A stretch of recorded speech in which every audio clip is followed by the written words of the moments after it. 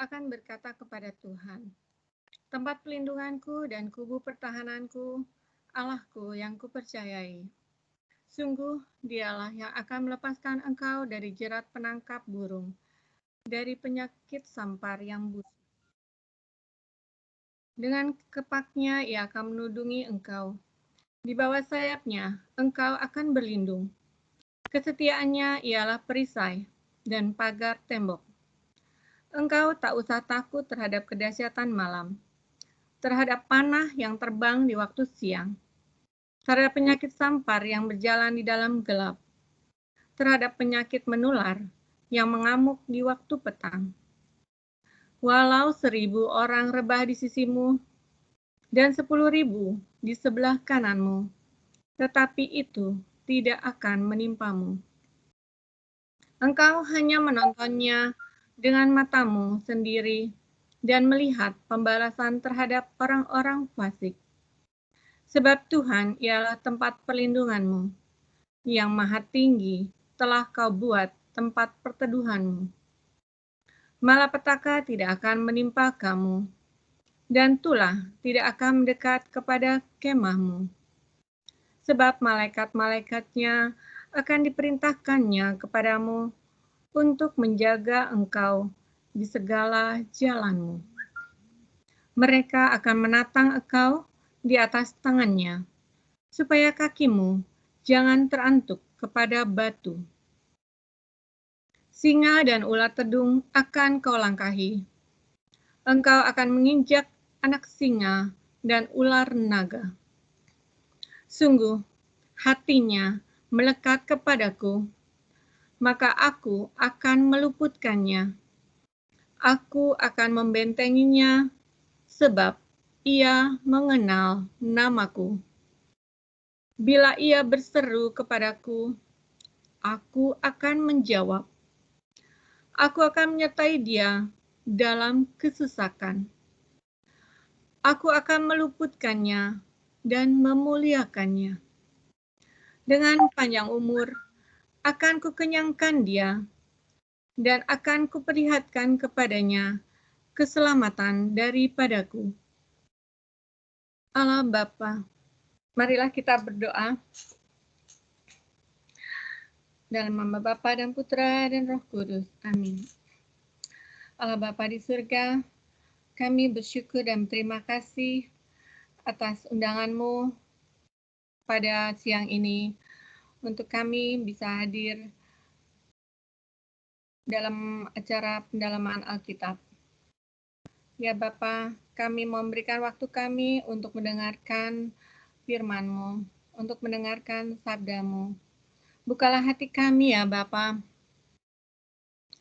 dan berkatilah supaya hati kami menjadi hati yang terbuka, menjadi tanah yang subur. Biarlah firman-Mu yang Kau taburkan melalui Cisila, kiranya bisa menetap dan tinggal di dalam kehidupan kami. Dan kami bisa melaksanakannya dalam sehari-hari, dalam kehidupan kami bersama keluarga dan semua orang-orang yang kami cintai. Bapa, kami juga mohon berkat-Mu untuk Cisila yang sebentar lagi akan membawakan renungan firman-Mu. Biarlah apa yang Cisila sampaikan semuanya berasal dari Engkau saja, sehingga bisa memberkati kami semua yang mendengarkan dan yang hadir di sini. Dan biarlah kami juga semakin mengenal apa yang menjadi kehendak-Mu, dan kami juga semakin mencintai Engkau. Bukan hanya kami terima cara teori ya Bapa, tapi kami juga bisa melakukan apa yang Engkau inginkan. Terima kasih ya Bapa untuk semua ini yang Kau berikan pada kami. Beracaralah ya Bapa, kami siap mendengarkannya. Kemuliaan pada Bapa dan Putra dan Roh Kudus, seperti pada permulaan, sekarang, selalu, dan sepanjang segala abad. Amin. Bapa dan Putra dan Roh Kudus. Amin.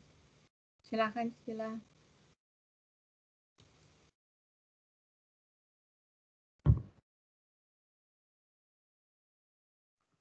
Masih mute, Cip.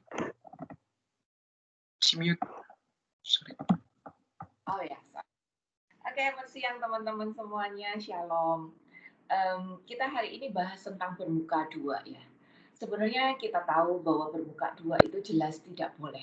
Tapi sering di dalam kehidupan kita sehari-hari, secara langsung atau tidak langsung, sepertinya situasi itu membawa kita untuk bersikap seperti orang dunia gitu.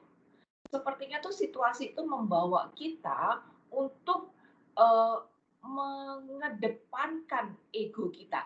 Nah, kalau kita bertingkah seperti itu, saat itu kita akan menjadi orang yang bermuka dua. Contohnya, kalau di rumah misalnya habis pelayanan, pada waktu pelayanan kita ketawa-ketawa, kita lemah lembut sama orang kayak gitu-gituan gitu ya. Tapi begitu ketemu orang rumah, wah mulai karena badan udah capek, berjam-jam udah di jalanan panas apa segala macam, sampai rumah kita marah-marah, kita kesel gitu. Kita nggak bisa kontrol emosi, kita nggak bisa sabar kayak gitu-gituan gitu. Nah, atau mungkin ya kita lagi capek fisik aja gitu, terus anak lagi bandel, rumah lagi kotor gitu, akhirnya orang yang nggak salah jadi kena getahnya gitu. Atau mungkin sebagian besar daripada kita adalah orang kerja kan, pada waktu kerja gitu, praktek umum adalah kalau kita lagi tender, kita pasti cari orang dalam biar tender kita bisa goal, maka orang akan bilang udah aku bagi fee gitu. Padahal kita tahu itu bukan fee, bahasanya fee, tapi sebetulnya nyogok juga. Tuh. Mungkin pembukuan, sengaja kita buat double apa gimana dengan pikiran, aduh, kalau kasih buka yang asli gue juga bakal dipersulit kok. Jadi ya udahlah, daripada ribet, bikin aja double. Nah, mungkin sebagai atasan kita gregetan sama anak buah, aduh ini orang diajarin nggak bisa-bisa, kerjaannya nggak bisa benar gitu, marah gitu, sampai segala macam kebun binatang keluar semua di tempat kerjaku dulu. Itu atasannya kalau marah-marah isi toilet bisa keluar semua gitu. Dan mungkin kita yang dimarahin, kita kesel sama atasan, habis itu kita nggak mau ngerjain pekerjaan kita dengan sungguh-sungguh dan mulai gosipin dia gitu. Dan mungkin kita lagi merasa nggak enak sama rekan kerja, kita merasa aduh ini orang kok nggak bantu gitu, ini orang kok lelet banget, jadinya aku yang ini berantem gitu, main salah-salahan, wah macam-macam kejadian yang sepertinya mendorong kita untuk bersikap bermuka dua jadi orang munafik. Padahal kita tahu banget munafik itu bukan sesuatu yang dibenarkan dan ayatnya banyak sekali. Kita coba buka beberapa aja, nggak usah semuanya. Matius 23 ayat 25 sama 27. Celakalah kamu, hai ahli-ahli Taurat dan orang-orang Farisi. Hai kamu orang-orang munafik, sebab cawan dan pinggan kamu bersihkan sebelah luarnya, tapi sebelah dalamnya kamu penuh rampasan dan kerakusan. Hai orang Farisi dan yang buta, bersihkan dahulu sebelah dalam cawan itu, maka sebelah luarnya juga akan bersih. Celakalah kamu, hai ahli-ahli Taurat dan orang-orang Farisi. Hai kamu orang-orang munafik, sebab kamu sama seperti kuburan yang dilapur putih, yang sebelah luarnya memang bersih tampaknya, tapi yang sebelah dalamnya penuh tulang belulang dan berbagai jenis kotoran. Oh, banyak banget nih. Ayat 29. Celakalah kamu. 28 juga tuh. Demikian juga kamu, sebelah luar kamu tampaknya benar di mata orang, tapi sebelah dalam kamu penuh kemunafikan dan kedurjanaan. Celakalah kamu, hai ahli Taurat dan orang Farisi. Hai kamu orang-orang munafik, sebab kamu membangun makam nabi-nabi dan memberi tugu orang-orang saleh. 4 kali kata munafik diomong, dan 5 kali malahan. Ayat 23 juga tuh. 5 kali malah diomong. Jadi munafik bermuka dua itu jelas-jelas nggak boleh. Dan dikatakan kalau kita bersikap munafik kayak ahli Farisi, orang Farisi dan ahli Taurat itu kayaknya luarnya bersih, tapi dalamnya ngaco, penuh kotoran, seperti kuburan aja. Luarnya kayaknya hijau-hijau, banyak rumput-rumputnya, tapi dalamnya isinya bangkai semua. Ini perkataan Tuhan sendiri. Kalau kita bersikap munafik, berarti kita sama dengan ini, orang-orang Farisi, ahli-ahli Taurat itu, yang cuman kayaknya kudus, di surface doang, agar orang lihat aku baik, tapi ternyata dalamku nggak sesuai dengan standar kekudusannya Allah. Dan itu Tuhan nggak suka. Markus 7 ayat yang ke-6. Markus 7 ayat yang ke-6. Jawabnya kepada mereka, benarlah nubuat Yesaya tentang kamu, hai orang-orang munafik, sebab ada tertulis, bangsa ini memuliakan aku dengan bibirnya, padahal hatinya jauh daripadamu. Teman-teman, orang munafik itu memang secara visual, bibirnya, kedengarannya kayaknya bagus, tapi hatinya nggak sesuai dengan standar Tuhan. Nah ini yang Tuhan nggak mau gitu. Padahal kalau kita memang punya hati yang sesuai, ini kan dibilangnya bibirnya memuliakan tapi hatinya jauh. Kalau hati kita sesuai dengan Tuhan, apa yang di hati ini pasti terpancar. Kalau kita punyanya bagus, itu pasti yang terpancar itu bagus deh, benar gitu. Tapi kalau hati kita kuburan, penuh dengan kotoran, penuh dengan kemunafikan, bisa aja yang terpancar itu kayaknya bagus, kayaknya doang bagus.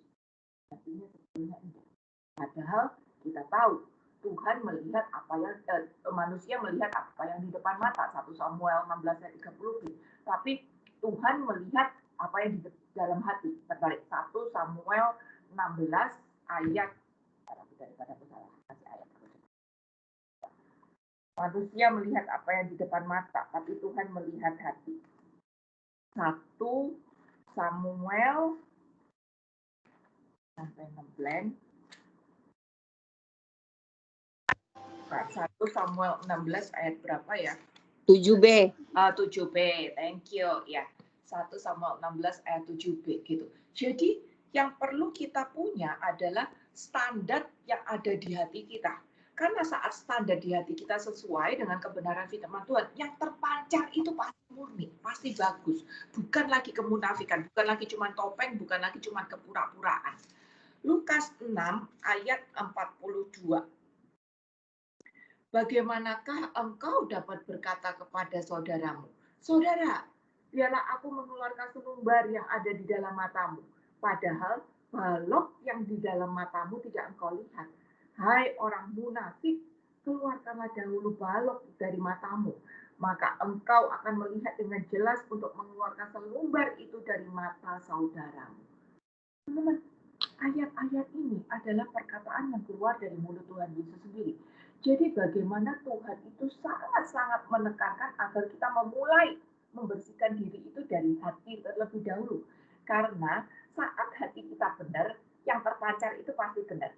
Tapi kalau hati kita nggak benar, bisa aja yang terpancarnya benar. Bisa aja yang terpancarnya bagus. Dan manusia akan menilai kita, wah kayaknya keren, kayaknya dia kudus, kayaknya dia aktif, kayaknya dia luar biasa gitu. Tapi Tuhan mau hati kita. Dia nggak mau kepura-puraan kita. Maka Tuhan sangat-sangat mengecam kemunafikan. Kita tidak boleh bermuka dua. Teman-teman, kita tahu ya, bahwa di dalam Kristianiti tidak ada yang namanya kebetulan. Kita percaya tidak ada yang namanya kebetulan. Bukan satu kebetulan kita ditaruh di keluarga ini. Bukan satu kebetulan kita ditaruh di RT RW ini. Bukan satu kebetulan juga kita punya pekerjaan di tempat ini dengan rekan-rekan kerja yang seperti ini. Bukan kebetulan semua. Kenapa bukan kebetulan? Karena Tuhan mau kita menjadi berkat di tempat di mana kita ditaruh. Maka bukan satu kebetulan kita ditaruh di tempat kita masing-masing ini tadi. Untuk bisa menjadi berkat bagi orang-orang di sekitar kita, baik di dalam keluarga, di dalam masyarakat, di dalam pekerjaan, di dalam lingkungan hobi, arisan, apa segala macam, Tuhan itu sebetulnya baik. Dia kasih kita modal agar kita bisa menjadi berkat. Dan modal itu biasanya kita sebut dengan talenta-talenta. Cuman masalahnya, talenta yang kita pegang, talenta Tuhan yang kita pegang hari ini, yang dipercayakan Tuhan kepada kita, kalau kita pegang, kita kelola tanpa disertai karakter Kristus, kita tidak akan bisa menjadi berkat. Jadi, yang ada, kita tetap pakai talenta-talenta itu tadi. Tapi tanpa karakter Kristus, kita nggak akan jadi berkat, dan talenta itu tadi cuman kita pakai untuk diri sendiri. Singkat kata, namanya aku egois. Karena sudah dipercayai talenta-talenta, tapi aku bukan pakai untuk menjadi berkat. Aku pakai untuk diriku sendiri. Makanya talenta harus disertai dengan karakter Kristus, biar benar-benar bisa menjadi berkat. Agar talenta-talenta itu tadi bisa kita kelola dengan benar, disertai dengan karakter Kristus, otomatis kita tidak boleh bermuka dua. Makanya jangan kita cuma kelihatannya suci kudus pada waktu bergereja, pada waktu PA, pada waktu pelayanan di lingkungan gereja doang. Ya, kita tetap diminta untuk bersikap manis, baik, suci, benar. Walaupun mungkin keadaan keluarga atau keadaan rekan-rekan pekerjaan lagi bikin naik darah. Kita tetap diminta untuk menjaga karakter kita. Sehingga setiap talenta yang Tuhan percayakan kepada kita bisa benar-benar menjadi berkat bagi orang-orang di sekitar kita. Teman-teman, kita yang adalah anak-anak Tuhan, itu sebetulnya diciptakan sebagai leader, bukan sebagai follower aja. Kita adalah leader. Untuk menjadi leader, bukan berarti saya harus menjadi bos. Bukan berarti saya harus memaksakan pendapatku yang paling benar, kehendakku seperti ini, pokoknya harus terjadi seperti ini. Nah, tapi justru sebagai leader, ingat ya, Tuhan bilang, aku datang bukan untuk dilayani, tapi aku untuk melayani. Ya, Matius 10 ayat 28. Kalau Tuhan aja yang adalah leader, dia memberi teladan leadership-nya dengan cara melayani, kita pun juga harus begitu. Kita diciptakan sebagai leader. Dan sebagai leader di dalam komunitas kita, di dalam pekerjaan kita, di dalam lingkungan kita, kita itu bukan harus tapi justru kita harus melayani, mendengarkan duluan, kalah duluan, ngampuni duluan, senyum duluan. Itulah yang dimaksud leadership kerajaan Allah. Ada dasar kasih, ada dasar pengampunan, ada dasar kesabarannya. Nah, untuk itu kita, agar leadership kita bisa berhasil dengan baik, selain kita harus punya karakter Kristus, Tuhan pun juga kasih kita talenta-talenta. Istilahnya, Tuhan tidak suruh kita menjadi leader dengan tangan kosong. Enggak, Tuhan kasih kita talenta-talenta juga. 3 poin ya, tadi kita udah bahas. Ada karakter Kristus, ada leadership kerajaan Allah, dan ada talenta-talenta. Ini semua 3 hal harus berjalan jadi satu paket gitu ya. Lukas 19 nanti dibaca sendiri ayat 11 sampai 27, tapi kita sekarang baca ayat 13-nya doang. Lukas 19 boleh dibaca, itu satu perikop 11 sampai 27. Aku baca 13-nya doang. Ia memanggil 10 orang hambanya dan memberikan 10 mina kepada mereka. Katanya, pakailah ini untuk berdagang sampai aku datang kembali. Rasa Bapak dan Ibu udah ngeh semuanya. Ini perumpamaan tentang uang mina. Satu lagi, Matius 25, sama, nanti dibaca sendiri satu perikop, ayat 14 sampai 30. Sekarang aku bacakan ayat 14-nya doang. Sebab hal kerajaan surga sama Sama seperti seorang yang mau bepergian ke luar negeri, yang memanggil hamba-hambanya dan mempercayakan hartanya kepada mereka. Dua perikop ini. Satu bicara tentang perumpamaan uang mina yang dibagi-bagi. Satu bicara tentang perumpamaan talenta juga yang dibagi-bagi. Bicara tentang hal yang sama, yaitu hal kerajaan surga. Di mana sang pemilik, bos kerajaan surga, memberikan modal kepada pekerja-pekerjanya, yaitu kita, anaknya. Kita dikasih modal. Nah, modal itu tadi untuk bisnis, jadi harus dikelola. Kelola dengan baik, dengan integritas yang baik, sehingga nanti kalau si bos itu datang, dia akan minta resultnya, hasilnya disetorkan. Dan kalau hasilnya nol, maka sang pekerja itu tadi akan dicampakkan pada kegelapan yang paling gelap. Dua perikop ini memberikan ilustrasi hal yang sama. Jadi sekarang kita tahu bahwa setiap talenta yang Anda dan saya pegang, itu tuh bukan punya sendiri. Tapi itu adalah milik kerajaan surga yang dipercayakan kepada kita untuk kita kelola. Kelola dengan apa? Bukan kelola untuk egoku sendiri. Bukan kelola untuk kepentinganku pribadi. Tapi kita kelola dengan integritas yang bagus, dengan tujuan yang sehati, sepikir dengan bos kita di surga, karena ini adalah milik kerajaan Allah, sehingga di akhirnya nanti kita bisa tulis LPJ-nya kepada bos. Kita bisa tulis laporannya, dan kita bisa serahkan resultnya kayak apa. Pada akhirnya, Tuhan mau ada hasil dari apa yang dia percayakan kepada kita. Nah, kalau kita lihat dari perikop-perikop ini, yang pasti Tuhan tidak suruh kita dagang dalam tanda kutip cari jiwa, berkarya, bekerja di dunia.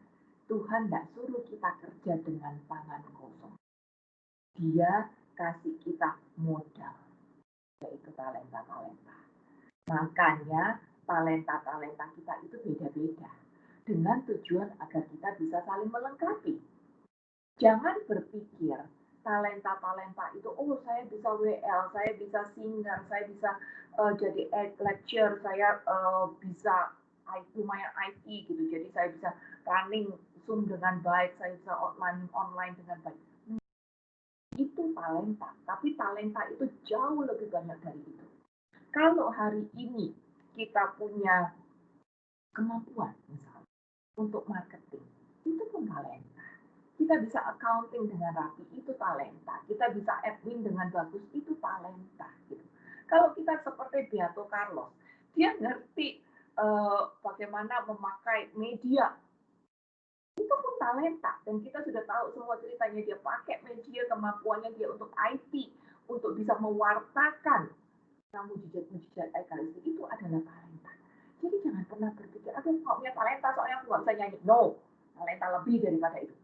Tuhan juga kasih kita talenta biar kita bisa bekerja di perusahaan kita masing-masing. Bahkan kalau kita punya kesehatan, tubuh dan lengkap, akal budi yang masih lempeng, normal, itu pun talenta. Nafas kehidupan kita, itu adalah talenta. Bagaimana sekarang masalahnya? Kita mengelola semua talenta itu sehingga kita bisa menjadi berkat di tempat di mana kita ditanam. Dalam keluarga kita masing-masing, lingkungan kita masing-masing, pekerjaan kita masing-masing, teman ngecim kita masing-masing. Tidak ada kebetulan. Tidak ada kebetulan. Kita diminta untuk menjadi berkat di situ. Dengan setiap talenta yang Tuhan percayakan kepada kita, pakai karakter Kristus, maka kita pasti bisa berbuah. Sama hati kita benar, kita tidak akan menjadi orang yang munafik. Contoh kecil, Nipu Hizib, kita tahu ya, dia nggak punya tangan, nggak punya kaki, istilahnya ini cuma badan sama kepala doang. Tapi bagaimana dia bisa memakai talenta yang cuma ada di kepala, tanpa tangan, tanpa kaki, dengan kesehatan yang dia punya, dia maksimalkan itu bisa menjadi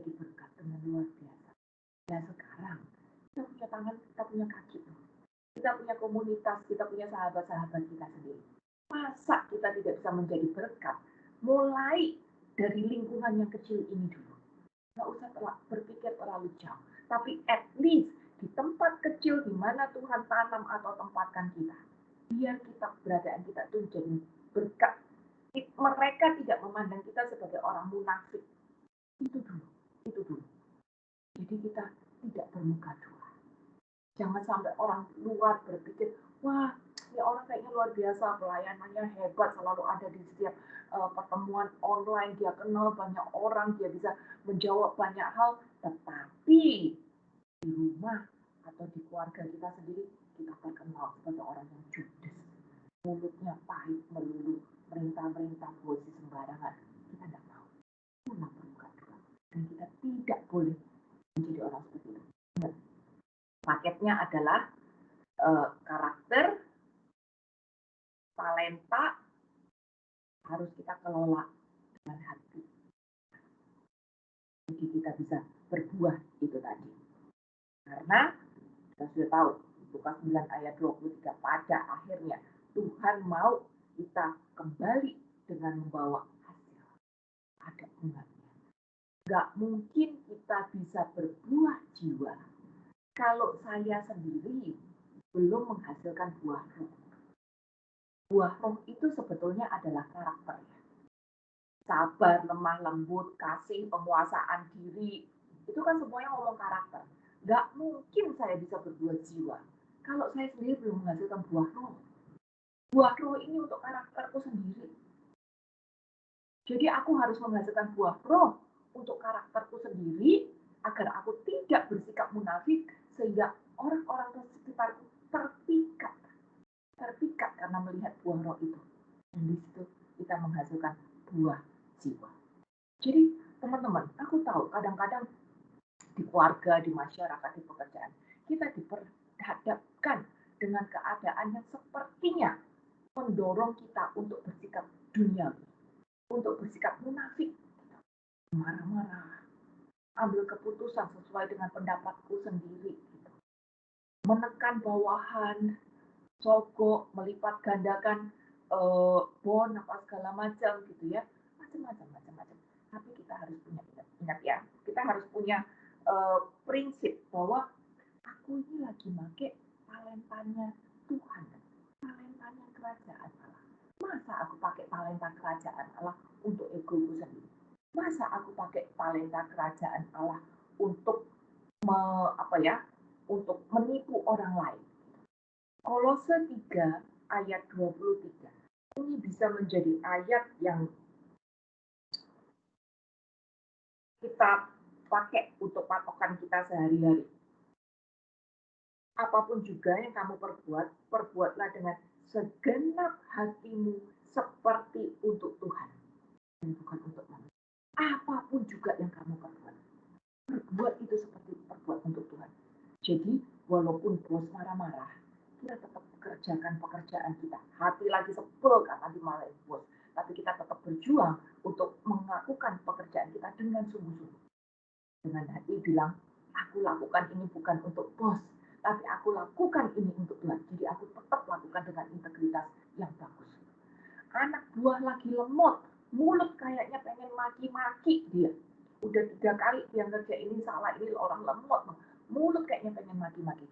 Jadi kalau kita ingat, aku lakukan ini untuk Tuhan. Jadi aku tetap harus mendidik anak buah ini tadi dengan kesabaran. Walaupun dia lemot, mulut nggak boleh maki-maki. Apapun sikonnya, kita belajar untuk tidak bermuka dua. Karena apa? Karena aku sedang berjuang untuk melakukan ini untuk kerajaan Allah. Ingat, 2 Korintus 3 ayat 5b. 2 Kor 3 ayat 5b. Ini juga boleh dijadikan sebagai ayat hafalan. Kesanggupan kami adalah pekerjaan Allah. Kalau hari ini aku bisa mengerjakan pekerjaan kantorku dengan benar, kesanggupanku itu adalah talenta dari Allah. Bukan karena aku sendiri yang sanggup. Kalau hari ini aku bisa diam, nggak maki-maki anak buah, kesanggupanku itu pun adalah pekerjaan Allah. Jadi 2 ayat itu tadi, segala yang aku lakukan untuk Tuhan. Dan aku punya kesadaran bahwa apa yang aku punya, aku sanggup hari ini bukan dari aku, tapi adalah dari Tuhan. Ini 2 ayat akan menjaga kita agar tetap punya integritas bagus. Terbangun karakternya. Talenta, karakter, sama hati. Itu satu paket yang harus berjalan. Kalau kita bisa pegang, kelola talenta dengan karakter yang bagus, dengan hati yang bagus, maka kita tidak akan lagi bermuka dua. Walaupun ada tantangan di depan kita, walaupun dunia atau keadaan seperti yang mendorong kita untuk bersikap bermuka dua, kita akan menjadi manusia yang lebih berhati-hati. Karena kita ingat, semua nanti akan dikembalikan kepada Tuhan. Dan Tuhan mau hasilnya. Gak mungkin aku bisa menghasilkan hasil yang bagus kalau akunya sendiri belum menjadi bagus. Gak mungkin aku bisa menghasilkan buah jiwa kalau akunya sendiri belum menghasilkan buah roh. Contohnya kayak begini ya. Contohnya. Misalnya aku adalah aktivis, kenal banyak romo, bisa organize banyak hal. Wah, luar biasa banget deh gitu ya. Pelayanan di mana ada, maha hadir di setiap kegiatan-kegiatan gereja. Orang cuma melihat yang ada di depan mata kan, maka dia akan menilai, wah, ini contoh, ini luar biasa, bisa bikin ini, bisa bikin itu, gitu.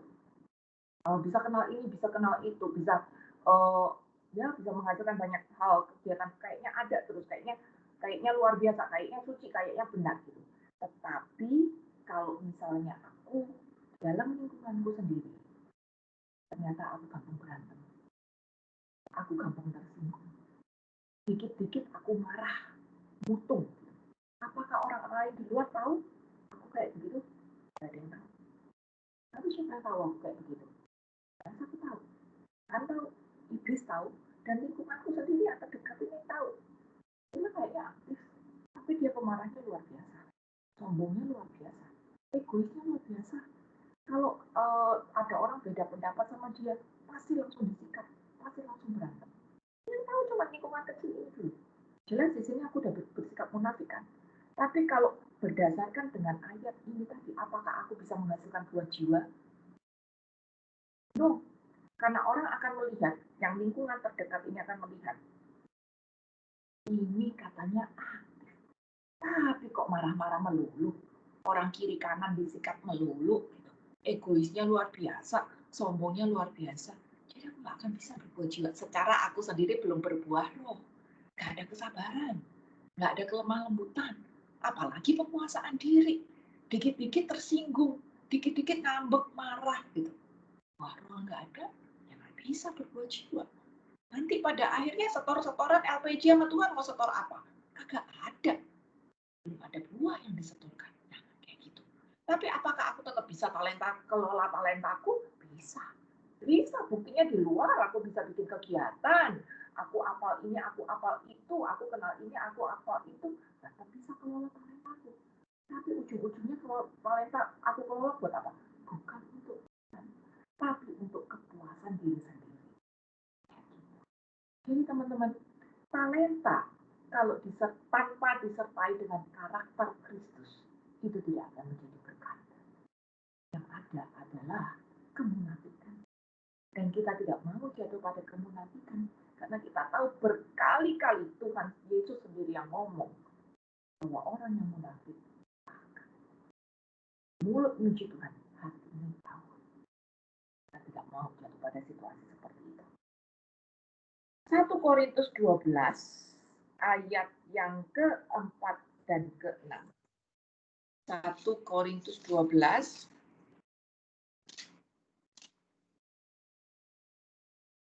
ada rupa-rupa karunia, tapi satu roh.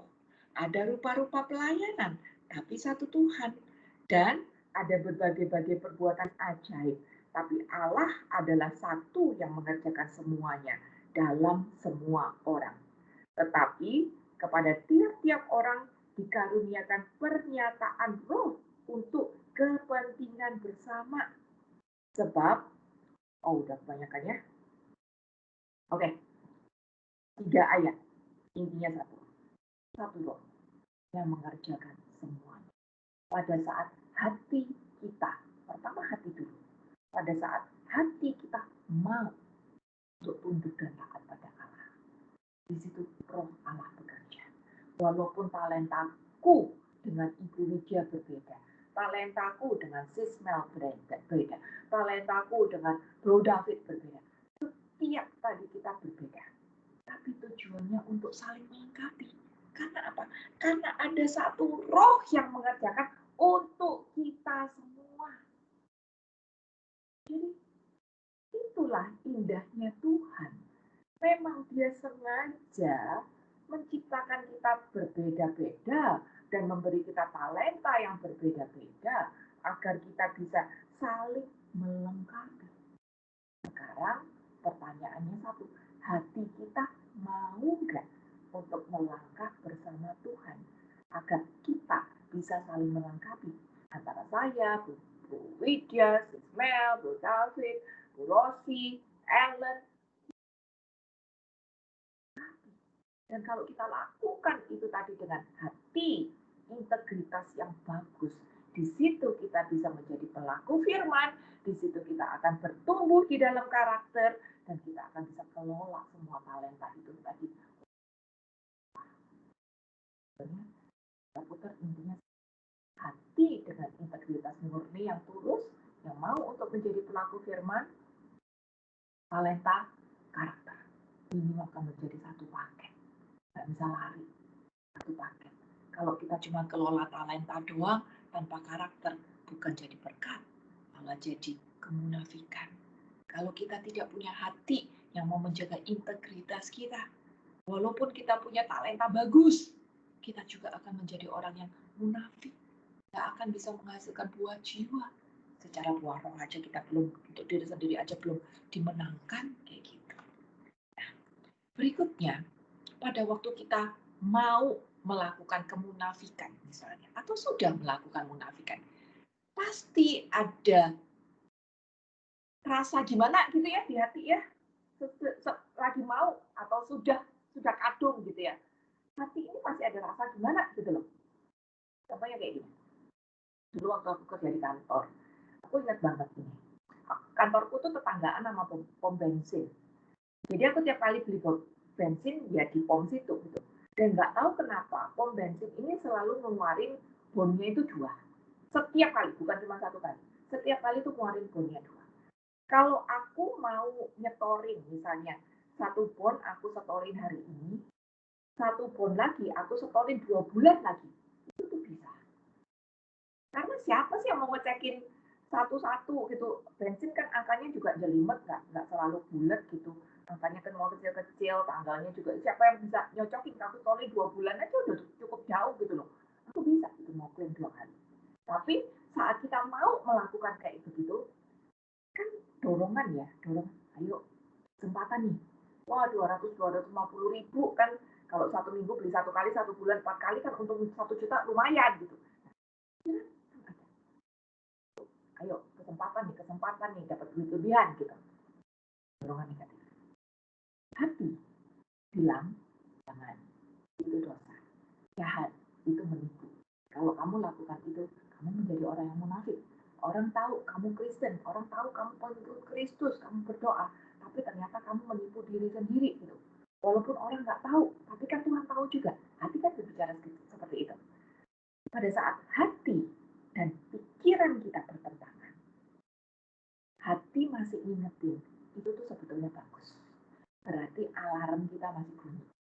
Kalau hati kita sudah nggak ngingetin, berarti alarm kita, hati nurani kita udah mati suri. Jadi kita sudah tidak bisa mendengar lagi roh yang berbicara kepada kita. Jadi pada saat hati dan pikiran kita ada pertentangan, itu sebetulnya bagus. Dan kita harus cepat-cepat memilih suara roh kita agar kita tidak jatuh pada kemunafikan. Mazmur 42 ini ada 3 ayat yang mengatakan hal yang sama. Mazmur 42 ayat 5 dan 11 Lalu Mazmur 43 ayat yang ke-5.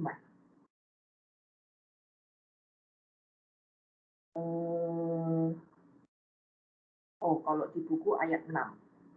Mazmur 42 ayat 6 dan 12, lalu Mazmur 43 ayat yang ke-5. Ngomongnya sama.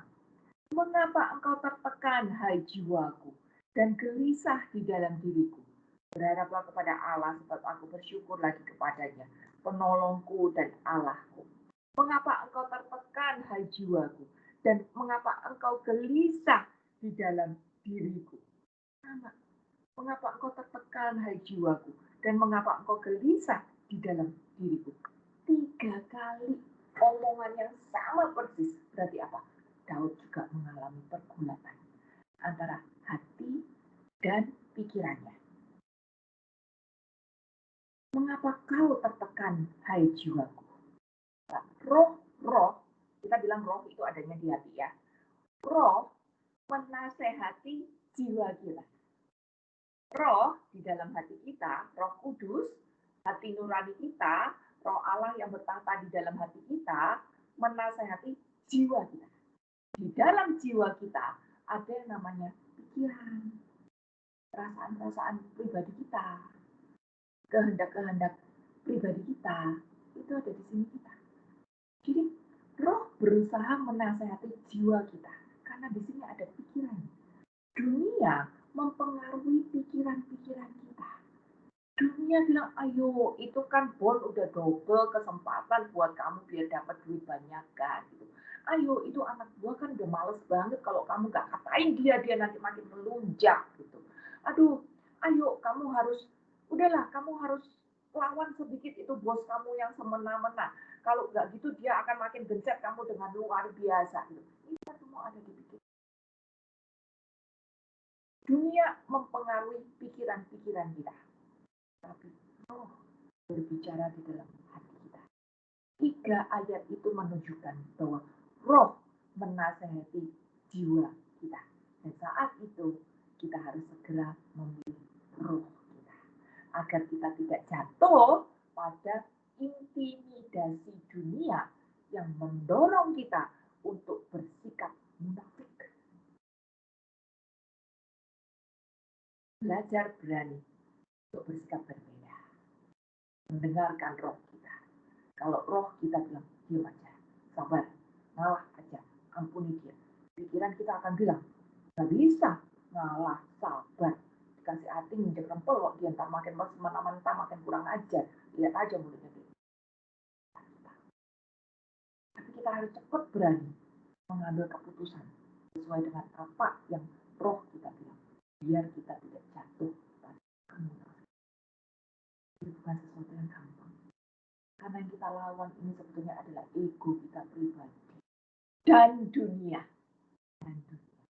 Tuhan sudah percayakan kepada kita berbagai macam modal talenta. Tapi saat kita tidak bisa mengalahkan diri kita, ego kita sendiri, dan pikiran kita terkontaminasi dengan dunia, maka kita akan jatuh pada kemunafikan. Jadi caranya bagaimana? Biar kita tidak jatuh.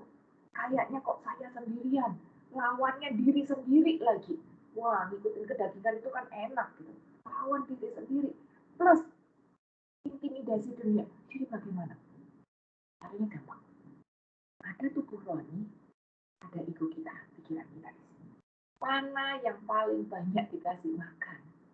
Mana yang paling banyak disehatkan? Itu akan menjadi lebih kuat. Kalau kita lebih banyak kasih makan tubuh rohani kita, lalu kita berjuang agar tubuh rohani kita ini makin kuat muscle-musclenya, maka ini akan menjadi dominan. Harusnya roh kita mempengaruhi pikiran kita, mempengaruhi perkataan kita, dan mempengaruhi tindakan dan seluruh kehidupan kita. Harusnya seperti itu. Tapi kalau yang kita lebih banyak kasih makan adalah kita mendengarkan apa kata dunia. Kita dengarkan apa kata sebelah yang bilang, aduh, kamu digituin melulu masih mau ketawa lagi sama dia, masih mau nyapa dia, kayak gitu. Ya, lebih banyak dikasih makan, ya akhirnya ini menjadi lebih kuat. Dan ini menjadi terkontaminasi oleh dunia. Kalau pikiran kita terkontaminasi dunia, mulut kita pasti jadi galak, jadi julid, jadi judes, dan tindakan kita akan menjadi, bahkan hati kita pun akan bisa menjadi baperan. Sebetulnya gampang. Mana yang lebih banyak dikasih makan? Roh kita atau pikiran kita? Dan Tuhan mau kita diperkuat di dalam roh kita agar kita tidak jatuh pada kemunafikan. Kalau kita kuat roh, kita bisa kalahkan pikiran kita sendiri. Kita bisa kalahkan, bersihkan pikiran kita dari kontaminasi dunia. Maka perkataan kita akan menjadi baik dan tindakan kita akan bisa menjadi berkat bagi orang-orang di sekitar kita. 2 Korintus 10 ayat yang ke-4 dan 5. 2 Korintus 10 ayat 4 dan 5. Karena senjata kami dalam perjuangan bukanlah senjata duniawi, melainkan senjata yang diperlengkapi dengan kuasa Allah yang sanggup untuk meruntuhkan benteng-benteng. Kami mematahkan setiap siasat orang dan merobohkan setiap kubu yang dibangun oleh keangkuhan manusia untuk menentang pengenalan akan Allah. Kami menawan segala pikiran dan menaklukkannya pada Kristus. Ya. Pada saat roh mengalahkan jiwa, perhatikan ayat ini, ayat 5b. Merubuhkan setiap kubu yang dibangun oleh keangkuhan manusia, diri sendiri, ego kita sendiri, pikiran-pikiran pribadi kita sendiri, untuk menentang pengenalan akan Allah. Teman-teman, pengenalan kita akan Allah itu bukan bicara saya pintar berdoa, saya pintar organize ini itu, saya hafal banyak ayat, saya kenal banyak penggede-penggede. No, pengenalan akan Allah itu bicara tentang hikmat. Relasi kita pribadi. Kalau kita punya relasi pribadi dengan Tuhan, otomatis karakter kita akan berubah. Itu yang bicara dengan pengenalan akan Allah. Pengenalan akan Allah. Jadi kalau kita hafal banyak ayat, ngerti secara teori ayat-ayat ini tadi, tapi kita tidak punya hikmat dan tidak bisa menjadi pelaku firman, tidak bisa menjadi berkat membawa damai bagi orang-orang di sekitar kita. Kalau memang kita punya hikmat akan Allah, kita punya karakter yang dengan integritas karakter Kristus kita diubahkan, kita bisa menjadi berkat bagi orang-orang di sekitar kita. Kata terakhir, menawan segala pikiran, menaklukkan pada Kristus, menawan pikiran. Pikiranku bilang, aduh dia kurang ajar. Pikiranku bilang, aduh dia semena-mena. Pikiranku bilang, aduh aku bisa dengan cara ini nih dapat duit lebih banyak. Pikiranku bilang, aduh kalau aku lakukan ini, aku bisa menang tender dengan pasti. Gitu. Pikiran-pikiran ego kita sendiri. Tawan taklukkan pada Kristus. Itu kalau kondisi roh mengalahkan jiwa. Dan itu harusnya terjadi.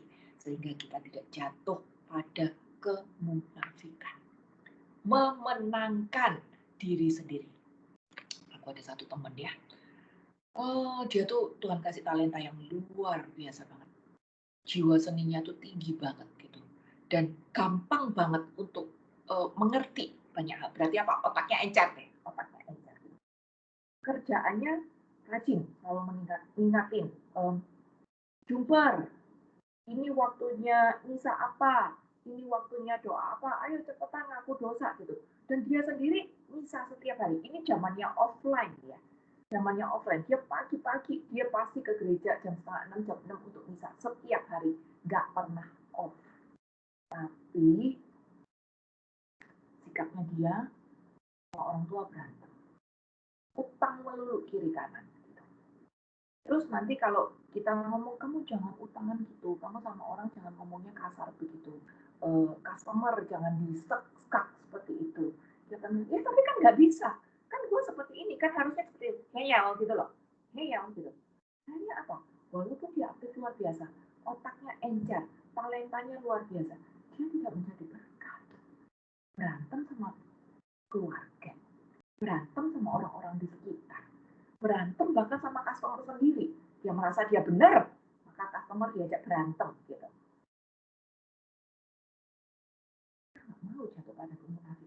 Buat apa kita aktif sini, aktif sana, tapi nggak mau berubah? Tuhan mau perubahan kita. Tuhan mau perubahan kita. Dan perubahan itu perlu sehingga talenta yang adalah harta kerajaan surga itu tadi bisa kita kelola untuk menghasilkan. Tuhan udah kasih kita hal kerajaan surga. Talenta itu tadi.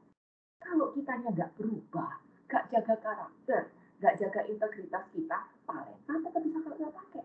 Tapi bukan untuk surga lagi. Untuk diri kita sendiri. Karena kita nggak bisa jadi berkat seperti itu. Jadi talenta, karakter, hati yang benar ini satu paket. Satu paket. Ngomong tentang perubahan, roh harus mengalahkan jiwa. Karena teman-teman, kalau orang bilang berubah, orang bilang lahir baru, aku yakin semuanya sudah familiar dengan istilah lahir baru. Itu yang diubahkan pertama itu kan adalah pikiran dulu. Bukan aktivitas rohaninya, tapi pikiran kita yang diubahkan. Roma 12 ayat 1 dan 2. Karena itu saudara-saudara, demi kemurahan Allah, aku menasihatkan kamu supaya kamu mempersembahkan tubuhmu sebagai persembahan yang hidup, yang kudus, yang berkenan kepada Allah. Itulah ibadahmu yang sejati. Janganlah kamu menjadi serupa dengan dunia ini, tapi berubahlah oleh pembaharuan budimu, sehingga kamu dapat membedakan mana kehendak Allah, apa yang baik, yang berkenan kepada Allah, dan yang sempurna. Ayat 2 bilang kita harus berubah pembaharuan budi. Pembaharuan budi itu mindset. Jadi orang yang lahir baru, pola pikirnya akan berubah. Pikirannya akan berubah. Pikirannya sudah dipengaruhi oleh roh. Bukan ini mempengaruhi kegiatan, tapi kebalik. Roh sudah memperbarui pikiran. Seperti yang tadi kita bahas dari Mazmur. Nah, ayat yang pertama bilang, kalau kita harus mengasih persembahan tubuh sebagai persembahan yang hidup yang kudus. Persembahan tubuh yang hidup yang kudus. Ini bukan bicara tentang apa itu namanya, hal pornografi ya. Bukan. Tapi persembahan hidup itu adalah pada saat kita bisa melakukan seluruh kegiatan kita sehari-hari. Baik di rumah, baik pada waktu arisan, baik pada waktu belanja, baik pada waktu kantor. Seluruh kegiatan kita sehari-hari kan bawa tubuh kan. Nggak mungkin kita berkegiatan tanpa membawa tubuh kita gitu. Jadi persembahan tubuh itu pada saat kita melakukan kegiatan kita sehari-hari dengan roh kita dan pikiran kita dan karakter kita dan talenta kita, kita combine itu tadi semuanya, kita lakukan kegiatan itu tadi untuk Tuhan. Bukan lagi untuk kepentingan pribadi. Itu yang namanya persembahan tubuh. Jadi persembahan tubuh itu bukan tentang hal pornografi, tidak. Tapi pada saat aku bisa mempersembahkan roh dan jiwaku dan talentaku dan kegiatanku dan perkataanku hari ini untuk kemuliaan nama Tuhan. Maka itu kita bisa kalahkan diri sendiri, kita bisa kelola talenta kita dengan karakter kita. Dan kita jauh dari hal kemunafikan. Ini yang harus jadi perjuangan kita. Efesus 4 ayat yang 23. Supaya kamu dibaharui di dalam roh dan pikiran. Perhatikan roh di situ, roh kudus kecil. Berarti roh manusia, roh kita sendiri. Jadi lahir baru bicara tentang roh dan pikiran kita menjadi baru. Kalau roh dan pikiran kita menjadi baru, kita tidak akan jatuh pada kemunafikan. Karena apa? Setiap tindakanku, perkataanku, roh dan jiwaku, aku lakukan untuk kemuliaan Tuhan. Bukan lagi terkotak-kotak. Aku kayaknya suci pada waktu aku misa berkomunitas. Tapi di rumah, di kerjaan, ya suka-suka gue sendiri dong. Otak-otak gue sendiri, kepintaran gue sendiri, terserah gue mau gimana biar caranya gue bisa sukses. Tidak seperti itu. Tapi orang yang lahir baru bisa membawa seluruh tubuhnya setiap saat hidupnya sebagai persembahan untuk Tuhan. Yang lahir baru memperbarui roh dan jiwa. Roh kita, roh Tuhan memurnikan, mengubahkan pikiran kita. Contohnya ya, contoh Paulus aja. Roma 7 ayat 15-16. Roma 7 ayat 15-16. Sorry, 15 dan 19. Sebab apa yang aku perbuat, aku tidak tahu. Karena bukan apa yang aku kehendaki yang aku perbuat, tapi apa yang aku benci, itulah yang aku perbuat. Ayat 19. Sebab bukan apa yang aku kehendaki, yaitu yang baik yang aku perbuat. Melainkan apa yang tidak aku kehendaki, yaitu yang jahat yang aku perbuat. Paulus pun juga manusia biasa. Jadi dia juga punya keinginan-keinginan buruk. Pikirannya dia juga kadang-kadang dipengaruhi oleh keadaan dunia. Tadi dia nyatakan di ayat 15 dan 19. Kadang-kadang dia juga gregetan. Kadang-kadang dia juga kepengen memajukan egonya. Kadang-kadang dia juga kepengen ikut arus dunia. Tapi dia berjuang agar roh Allah memenuhi, memperbaharui roh manusianya. Agar roh Allah memperbaharui pikirannya. Dan dia tidak jatuh pada kemunafikan. Dia tidak mau mengentertain atau mengikuti egonya sendiri atau terkontaminasi dengan pikiran dunia. Dia berjuang. Anda dan saya juga berjuang. Dalam kehidupan kita sehari-hari, kita sering kayaknya pengen melakukan kedagingan kita. Kita juga sering pikiran terkontaminasi oleh dunia. Biarkan roh Allah yang ada di dalam hati kita berbicara. Dan kita belajar untuk taat. Agar roh yang ada di sini mengubahkan ini. Bukan ini yang mempengaruhi ini. Tapi ini yang mempengaruhi ini. Agar kita tidak jatuh pada kemunafikan. Minggu kemarin kita sudah belajar satu ayat. Efesus 1 ayat 17. Di mana kita terus diingatkan untuk mengisi roh kita. Memperkaya, menyehatkan roh kita dengan mencari yang benar. Efesus 1 ayat 17. Mintalah pada Tuhan kita Yesus Kristus, yaitu Bapa yang mulia, supaya Ia memberi padamu roh hikmat dan wahyu untuk mengenal Dia dengan benar. Jangan sampai kita mengenal Dia secara teori juga, atau secara pengertian kita sendiri. Banyak sering kita mengenal Dia hanya menurut pengertian kita sendiri. Tapi ayat mengingatkan harus mengenal Dia dengan benar. Bukan berdasarkan apa yang menurut aku atau berdasarkan apa kata orang, apalagi kata dunia. Tapi kita harus terus memperkaya roh kita untuk mengenal yang benar itu tadi. Sehingga roh yang ada di sini mempengaruhi pikiranku, mempengaruhi perkataanku, mempengaruhi tindakanku. Sehingga dimanapun Tuhan taruh aku, dimana aja deh, setiap saat deh, kita tetap bisa bertindak untuk melakukan kegiatan hari ini seperti aku lakukan untuk Tuhan. Karena kemampuanku untuk melakukan kegiatan-kegiatan, tindakan-tindakan hari ini bukan dari aku sendiri. Ini adalah talenta kerajaan surga yang Tuhan percayakan pada aku. Itu. Jadi kita tidak lagi jatuh pada kemunafikan. Teman-teman, hal tunduk taat sama Tuhan itu memang adalah perjuangan ya. Komitmen kita, perjuangan kita gitu. Karena pada waktu kita berdoa, minta hikmat, minta kebenaran sama Tuhan, setan juga dengar. Jadi bagian kita jangan lengah. Jangan lengah. Ingat, lawan kita ini adalah ego kita diri sendiri.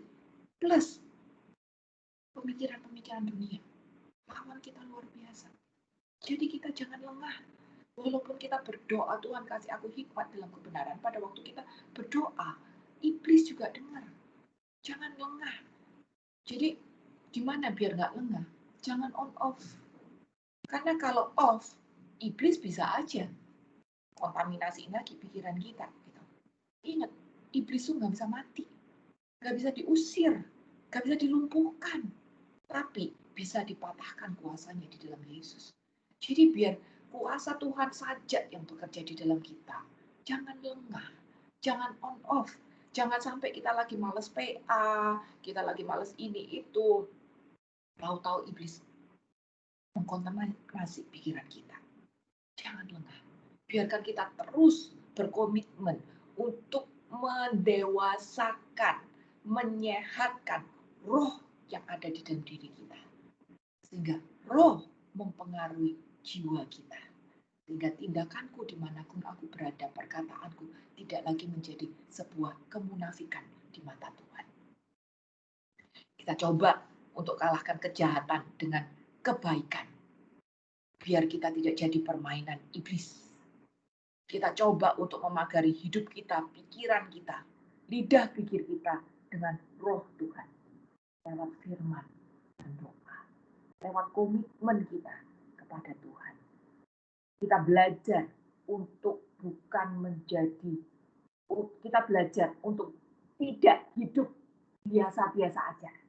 Tapi kita harus mempunyai hidup yang luar biasa, yaitu hidup yang berbuah. Dimulai dari buah roh yang mengubahkan diri sendiri, buah roh yang mengubahkan karakter kita sendiri, sehingga nanti kita bisa kelola talenta yang Tuhan percayakan pada kita untuk menghasilkan buah jiwa. Bagaimanapun juga teman-teman, Tuhan mau untuk memakai kita sebagai alatnya. Tapi untuk bisa menjadi alat Tuhan, saya harus berubah dulu. Lahir baru, memakai pikiran Kristus. Saat kita memakai pikiran Kristus, kita akan makin pekat. Saat kita memakai pikiran Kristus, ego kita akan makin mati. Saat kita pakai pikiran Kristus, saya akan makin diubahkan. Kedaginganku akan makin tipis. Iblis akan selalu serang jiwa kita lewat pikiran-pikiran kita. Jadi jangan lemah, jangan on off. Ingat bahwa Tuhan menciptakan kita anak-anaknya sebagai leader. Leader itu tidak memaksakan kehendak. Leader itu tidak baperan, tapi leader itu bisa mendengarkan. Leader itu justru punya kerendahan hatian seperti teladan Yesus. Dia datang bukan untuk melayani, tapi kebalik. Dia datang bukan untuk dilayani, tapi untuk melayani. Jadi saya pun sebagai leader juga harus melayani duluan. Walaupun keadaannya kayaknya bikin sebel, tetap saya harus ini. Walaupun keadaannya memberi aku kesempatan untuk melakukan kemunafikan, tetap aku harus ada penguasaan diri juga. Jadi saya harus berubah dulu. Pikiran saya harus diubahkan dulu. Nah, aku bisa menghasilkan buah roh dan berikutnya menghasilkan buah jiwa. Saat kita bisa lakukan itu, kita akan jauh dari kemunafikan. Jadi teman-teman, inti dari bermuka dua adalah ingat, kita diberi karunia dan talenta sama Tuhan itu adalah harta kerajaan Allah yang Dia percayakan kepada kita untuk kita kelola. Kita hanya bisa mengelola ini di dalam kebenaran kalau saya berubah di dalam karakter, menghasilkan buah roh, sehingga talenta ini tadi bisa kita kelola dengan integritas yang bagus untuk menghasilkan buah jiwa. Pada saat kita ketemu Tuhan, LPJ diserahkan, kita bisa lihat, bilang, ini Tuhan, setoranku. Tapi kalau aku tidak berubah duluan, aku tidak punya karakter Yesus, gimana?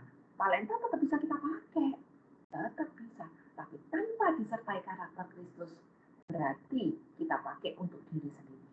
Walaupun kayaknya aku aktif di sana, aku aktif di situ, kayaknya aku hafal ayat banyak, kayaknya aku bisa bikin kegiatan ini itu, tapi selama aku tidak punya karakter Kristus, pada saat aku kelola talenta yang adalah harta kerajaan Allah, di situ aku malah jatuh pada kemunafikan.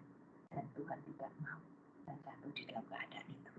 Ayat terakhir, 1 Petrus 2 ayat yang pertama. Karena itu, buanglah segala kejahatan, segala tipu muslihat, dan segala macam kemunafikan, kedengkian, dan fitnah. Bagaimanapun juga kita masih hidup di dunia. Dan sering situasi membawa kita, mendorong kita untuk bersikap munafik. Jangan sampai kita yang adalah aktivis, PA, kenal banyak ayat,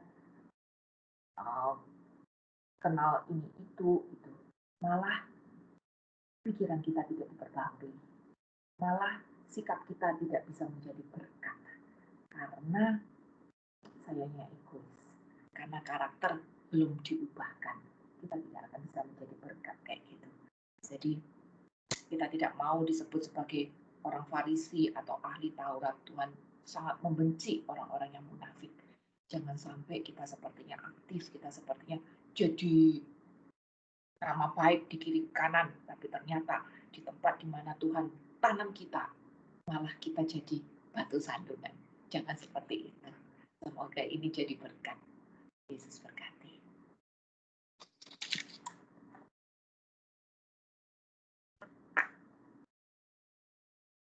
Oke, mungkin ada 1-2 pertanyaan.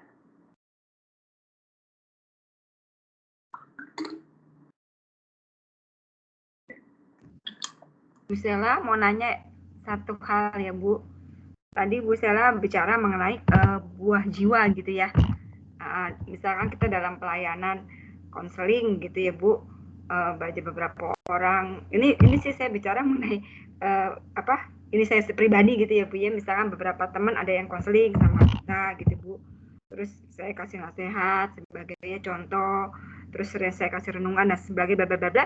Sampai sejauh mana orang itu bertobat dan akhirnya dia berubah, sampai sejauh mana kapasitas saya untuk memberikan dia tuh terus mendekati dia, terus menasihati dan sebagainya, sampai sejauh mana Bu akan berbuah jiwa. Sedangkan buah jiwa itu adalah bagiannya Tuhan kan Bu ya, bener nggak sih? Jiwa itu adalah bagiannya Tuhan. Jadi sampai sejauh mana saya terus menasihati dia, mengajak dia retret atau mengajak dia PA dan sebagainya. Kadang-kadang kan nggak mau, kesal dulu Bu. Apakah saya harus diem atau kalau saya gimana gitu Bu, sampai dia berubah gitu loh. Sejauh mana gitu loh Bu? Oke. Saya. Intinya tadi kan di awal tidak ada yang namanya kebetulan kan. Bukan satu kebetulan juga kalau kita dipertemukan dengan si A, si B yang akhirnya ngobrol sama kita gitu. Iya Bu. Itu adalah kesempatan juga buat kita nabur. Bagian kita adalah nabur doang. Belum tentu dapat kehormatan untuk menuai. Bisa jadi sebelum kita nabur, ada orang lain dulu yang nabur pada dia. Terus habis itu periode tahun ini sampai tahun ini Tuhan kasih dia ke tangan kita gitu. Tapi kita nggak tahu nanti tahun-tahun depan dia akan dioper Tuhan ke orang lain untuk nabur, kita nggak tahu juga. Bagian kita adalah nabur gitu. Tapi sampai sejauh mana kita nabur adalah, aku sih lihat kedekatannya ya Bu ya. Kalau aku pribadi sih aku kan akan melihat kedekatan relasinya. Otomatis semakin dekat relasi kita dengan dia, hati akan menjadi makin terbeban. Contohnya, kalau orang itu adalah ponakan, sama orang itu adalah misalnya teman yang kita sekali ketemu di jalanan, jelas bebannya akan menjadi beda kan. Ponakan kita lebih pantau gitu kan. Jadi sejauh mana? Aku akan bilang sejauh ada beban itu di dalam hati kita. Tapi jangan terus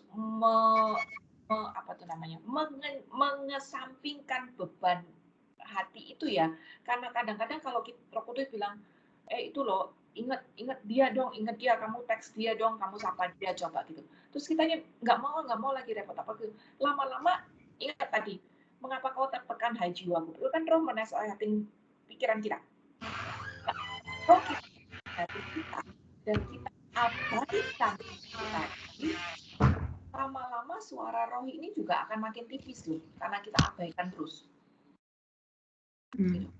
Jadi jangan sampai kita terlalu banyak mengabaikan juga. Makanya kalau aku pribadi sih, begitu ada muncul apa beban di hati, aku akan belajar untuk langsung melakukan itu. Dan aku nggak kepikiran banyak-banyak, terus aku nggak ini itu gitu ya. Jadi udah lakukan aja gitu. Sampai sejauh mana lagi ya itu sampai selama beban itu masih ada, ya kita lakukan aja terus. Dan biasanya kalau itu ada secara continuous, otomatis relasi kan akan menjadi makin dekat. Dan lama-lama untuk menasehati dia, untuk membimbing dia gitu, nggak lagi menjadi seperti beban gitu. Karena ya udah kita udah nyaman, aku udah nyaman dengan dia gitu. Jadi udah seperti sahabat, udah nyaman gitu aja gitu. Tapi kalau misalnya orangnya rebel, aku nggak tahu namanya keadaan kan konteksnya bisa berbeda-beda. Misalnya orangnya rebel, diomongin nggak bisa gitu. Aku juga pernah menghadapi situasi kayak gitu. Nah, nggak bisa dinasehati, bantah terus, malah marah apa segala macam, tersinggung apa segala macam gitu. Sampai sejauh mana kita?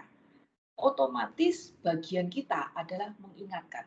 Ayat mengajarkan, kalau kamu nggak bisa ngomong sama dia 4 mata, ajak dia ke leader yang lebih tinggi. Gitu.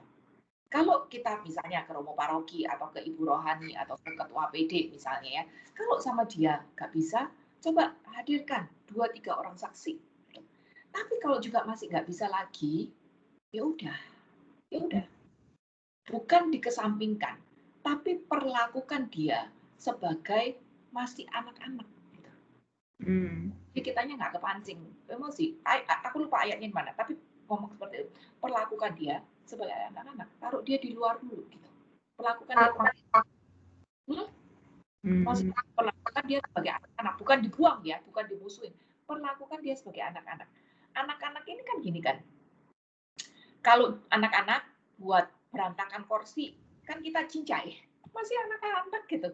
Kalau anak-anak makanya bececeran, kita cincai juga, gitu. Masih anak-anak. Kalau anak-anak ngamuk-ngamuk gitu, kita cincai juga, gitu. Soalnya masih anak-anak kan, ya. Kalau kita nggak bisa nasehatin dia sendiri 4 mata nggak bisa, ajak orang juga nggak bisa, hadirkan beberapa saksi juga nggak bisa. Ya udah, kita tetap ampuni dia, tetap terima dia, tetap berusaha kontak sama dia, tapi kita anggap dia masih anak-anak dulu deh. Gitu.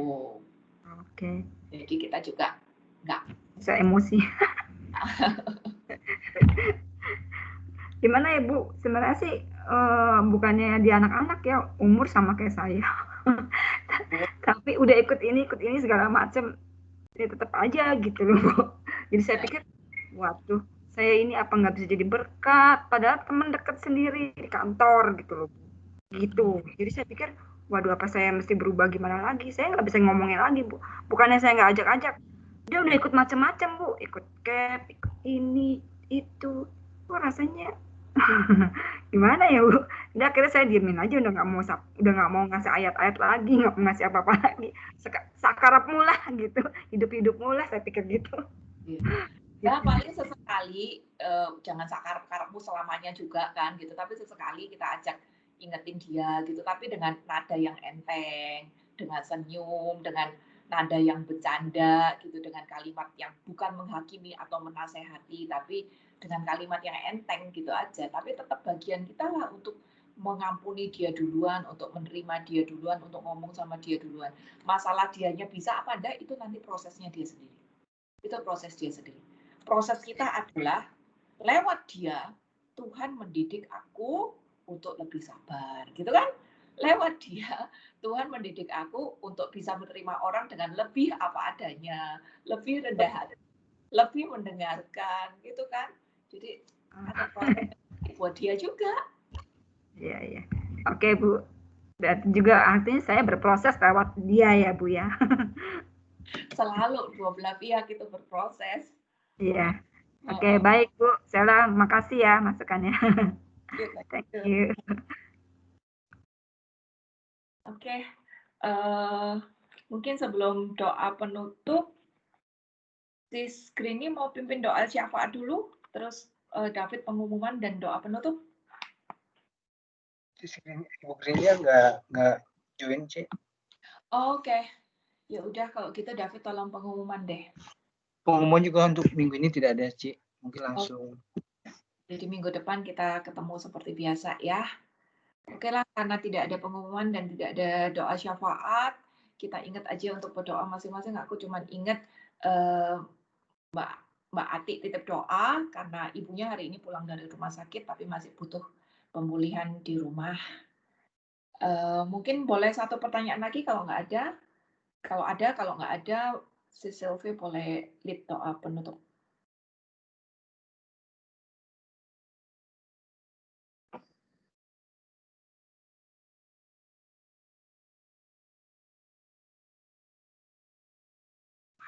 Aku mulai itu aja ya. Kayaknya nggak ada yang nanya nih ya, Ci. Oke, boleh sis. Ya, kita Mazmur ya. Mari kita doakan Mazmur 23. Tuhan gembalaku yang baik. Tuhan adalah gembalaku. Takkan kekurangan aku.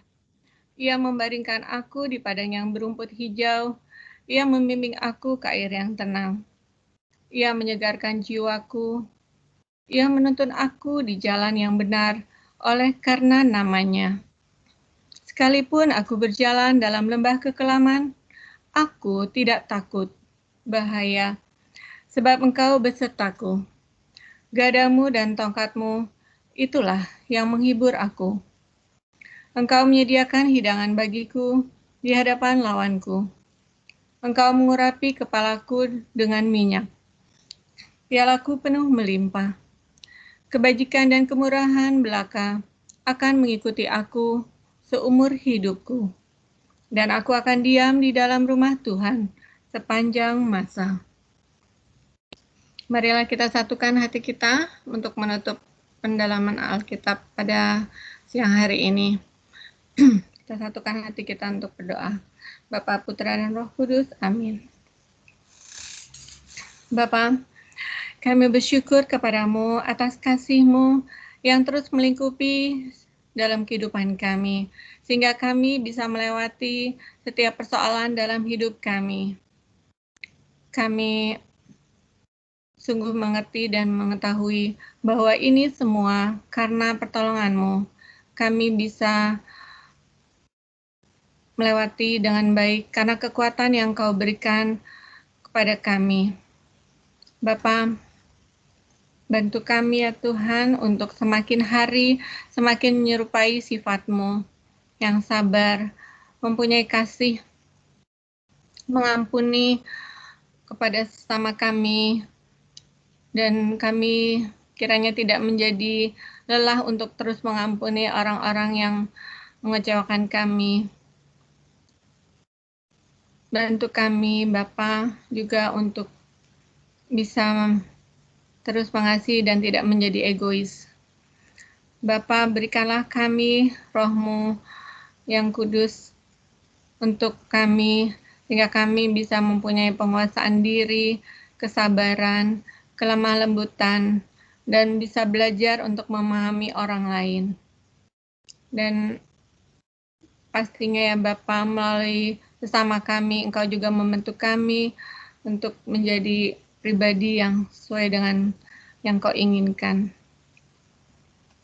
Bapa, bantu kami untuk semakin bertumbuh di dalam Engkau melalui firman-Mu.